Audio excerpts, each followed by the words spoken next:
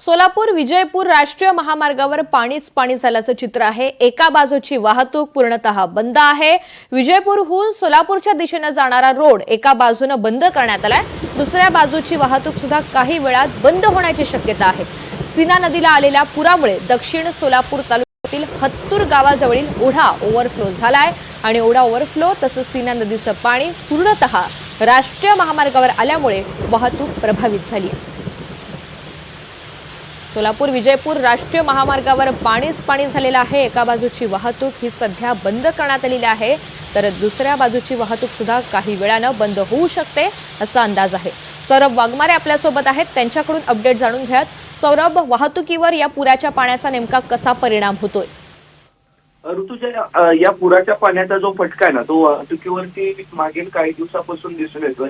कारण ज्यावेळेस सुरुवातीला सीना नदीला पूर आला होता त्यावेळेस देखील सोलापूर कोल्हापूर राष्ट्रीय महामार्गाची वाहतूक ठप्प झाली असेल किंवा सोलापूर पुणे राष्ट्रीय महामार्गाची वाहतूक ठप्प झाली असेल आणि आता सोलापूर विजयपूर हे जे दोन राष्ट्रीय मार्ग आहेत त्या ठिकाणची देखील वाहतूक व्यवस्था ठप्प झालेली आहे। कारण सीना नदीचा जो प्रवाह आहे या तिन्ही राष्ट्रीय महामार्गाच्या मधून जातो, राष्ट्रीय महामार्गाच्या लगतून जातो आणि त्या ठिकाणी सोलापूर जिल्ह्यात ज्या आता सीना नदीचं विस्तीर्ण पूर आलेलं, साधारणतः काल जिल्हाधिकाऱ्यांनी माहिती दिली की 1,80,000 क्युसेक्स पाणी जे ते नदी प्रवाहातून वाहणार आहे आणि त्यामुळे नदीचं जे पाणी आहे ते पुलावरती येत आहे आणि खबरदारी म्हणून प्रशासनाच्या वतीनं जी आहे ती ही वाहतूक व्यवस्था बंद केली जाते। कधी कधी प्रशासन काय करतं की एका बाजूची वाहतूक जी आहे ती सुरू करतात आणि एका बाजूची वाहतूक व्यवस्था बंद करतात आणि सर्वात जास्त याच्यात जे लांब पल्ल्याचे जे वाहन चालक आहेत, जे ड्रायव्हर आहेत,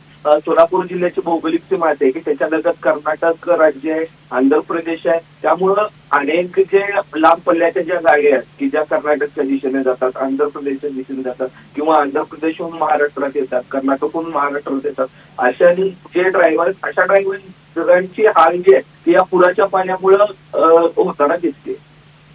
धन्यवाद सविस्तर माहितीसाठी।